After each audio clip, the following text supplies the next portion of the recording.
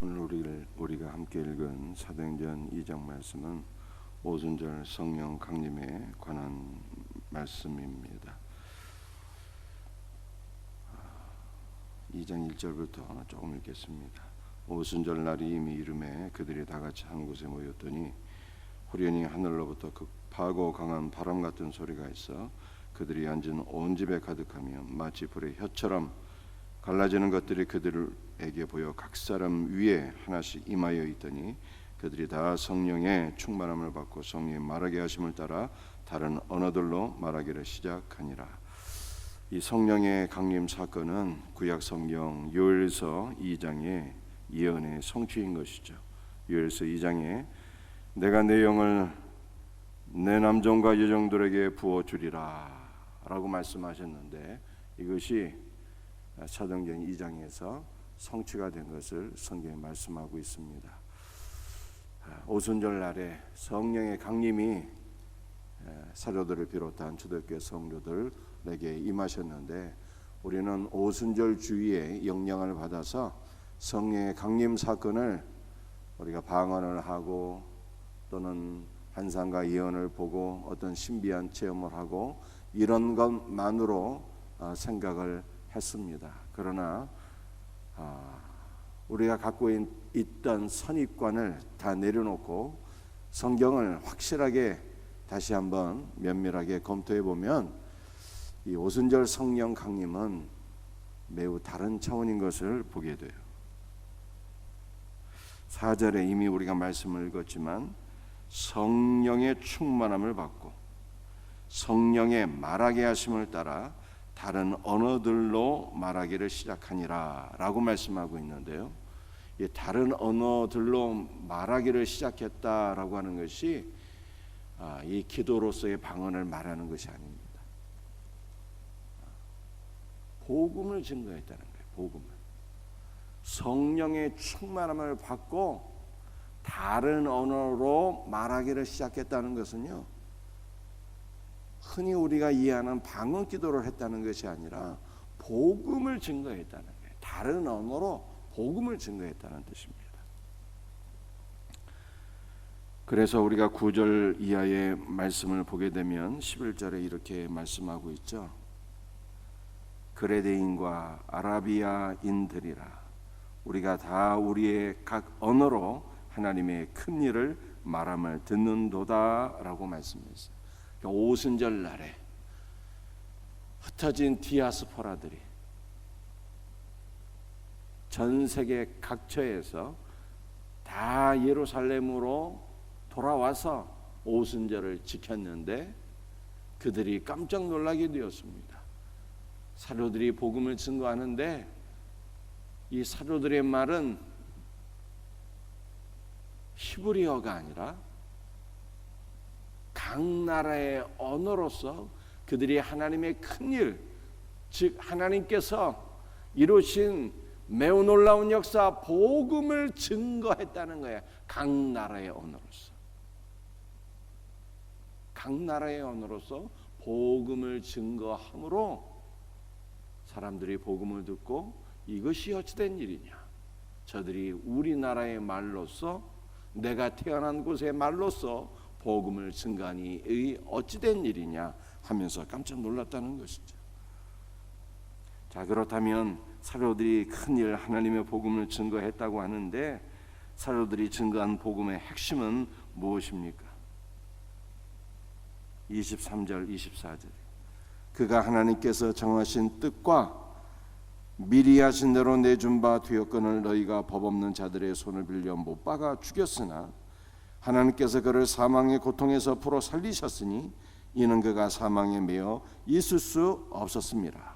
23절과 24절에 사도들이 전한 복음의 핵심은 너희가 예수를 십자가에 못 박아 죽였으나 예수 그리스도의 죽으심과 24절 하나님께서 그를 사망의 고통에서 풀어 살리셨으니 예수 그리스도의 부활이 예수 그리스도의 죽으심과 부활을 사도들이 선포했다는 거예요. 죽으시고 부활하신 예수 그리스도를 하나님께서 어떠한 분으로 말씀하셨습니까? 36절이 그런즉 이스라엘은 온 집은 확실히 알지니 너희가 십자가에 못 박은 이 예수를 하나님이 주와 그리스도가 되게 하셨느니라. 우리 예수님께서 원래는 주와 그리스도가 아니신데 주와 그리스도가 되게 하셨다는 뜻이 아니라 십자가에 못 박혀 죽은 예수 그리스도를 많은 사람들이 저주를 받아 죽은 죄인의 계수로 그렇게 오해를 하고 있었는데, 우리 하나님 아버지께서 십자가에 죽으신 예수 그리스도를 다시 부활시키심으로 말미암아 내 아들 예수 그리스도는 너희 죄로 인하여 죽은 나의 의로운 아들이다. 내 아들 예수 그리스도는 너희의 주여 너희의 그리스도라고 선포하셨다는 거예요. 선포. 그러므로 예수 그리스도는 죽은 자 가운데서 다시 부활하심으로 말미암아 하나님께서 인정하시고 공언하시고 선포하신 우리의 주님이요 우리의 그리스도이시다 라고 하는 것이 복음의 핵심입니다. 그래서 베드로가 이 복음의 결론으로서 무엇을 얘기하고 있습니까? 21절 누구든지 주의 이름을 부르는 자는 구원을 받으리라. 십자가에서 죽으시고 부활하신 예수 그리스도를 성부 하나님께서 우리의 주가 되게 하시고 그리스도가 되게 하셨는데, 우리의 주님이 되시는 예수 그리스도를 부르는 자마다, 주 예수를 부르는 자마다 구원을 받으리라 라고 하는 초대교회 복음이 성립되었고 이 복음을 선포했다는 거예요. 자, 그런데 이 베드로가 선포한 복음이 어떻게 이루어졌습니까? 성령의 충만을 받음으로 말미암아 사도들이 복음을 깨닫게 되는, 예수님을 깨닫게 되는. 제자들은 예수님께서 십자가에 못 박혀 죽게 되었을 때 다 두려워했습니다. 그들의 믿음이 뿌리채 흔들렸어요. 왜냐하면 예수님께서 십자가에 못 박혀 죽었기 때문입니다. 십자가에 못 박힌 자는, 나무에 달린 자는 저주를 받은 자라고 성경이 말씀하고 있기 때문에 예수님이 하나님의 아들이 아니라 저주를 받은 죄인이 아닌가 라고 하는 생각 속에 믿음이 뿌리채 흔들리고 두려워하고 다 도망쳤는데, 성령을 받으니까 성령께서 예수님이 누구신가를 알게 하셨고 깨닫게 하셨고 믿게 하셨다는 거예요. 성령을 받으니까 성령께서 예수 그리스도에 대한 믿음을 부어주셨는데, 예수님은 우리의 죄로 인하여 십자가에 못 박히신 분이고, 예수님은 부활하사 하나님의 아들로 인정되셨고, 그 예수님이 우리의 주가 되셨고 그리스도가 되셨다고 하는 것을, 그래서 주의 이름을 부르는 자마다 구원을 받는다고 하는 이 놀라운 복음을 깨닫게 되었고 믿게 되었고 선포하게 되었다는 거예요. 그러므로 성령님은 어떤 분이냐는 거예요. 지금 단순히 방언을 하게 하시고 환상과 어떤 신비한 것들을 체험하게 하시는 분이 아니라, 성령의 본질은 그리스도의 영이라 주 예수의 영이기 때문에 그분은 예수 그리스도를 보여주시고 예수 그리스도를 깨닫게 하시고 예수 그리스도를 믿게 하시고 주 예수 그리스도로 인하여 생명을 얻게 하시고 주 예수 그리스도를 선포하게 하시는 영이다 라고 하는 것을 성경이 말씀합니다. 그러므로 그리스도를 믿게 하지 않는 성령의 역사는 다 가짜예요. 그리스도를 선포하지 않는 성령의 역사는 다 가짜인 것입니다. 참 성령의 역사는 그리스도를 믿고 그리스도를 선포하고 그리스도를 높이고 그리스도를 찬양하는 거예요. 이것이 참 성령의 역사다라고 하는 것을 성경에 말씀하고 있어요. 사랑하는 성도들이요, 성령의 역사로 예수님을 믿게 되면 어떤 역사가 있게 될까요? 놀라운 변화의 역사가 있게 됩니다. 그 변화를 우리는 두 가지로 요약할 수가 있어요.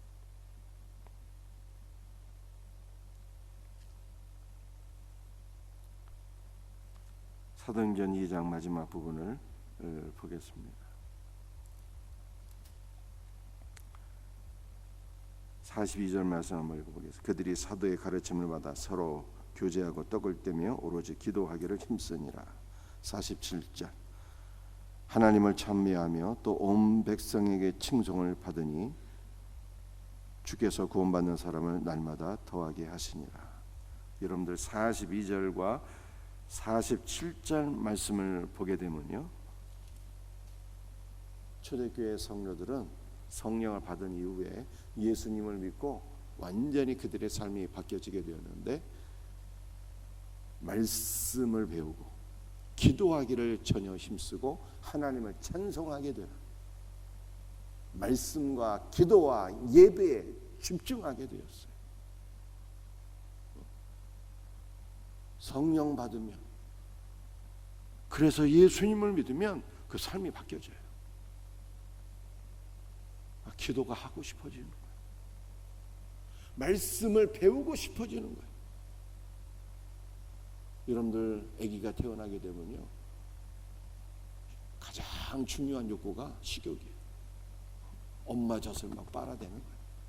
살아있으니까. 참 생명을 얻은 신자는 영적인 식욕이 생겨서 말씀을 배우고 싶고 기도하고 싶고 날 구원하신 하나님을 찬송하고 예배 드리고 싶어지는 거예요. 이것이 신자에게 나타나는 첫 번째 변화예요. 두 번째 변화는 무엇입니까?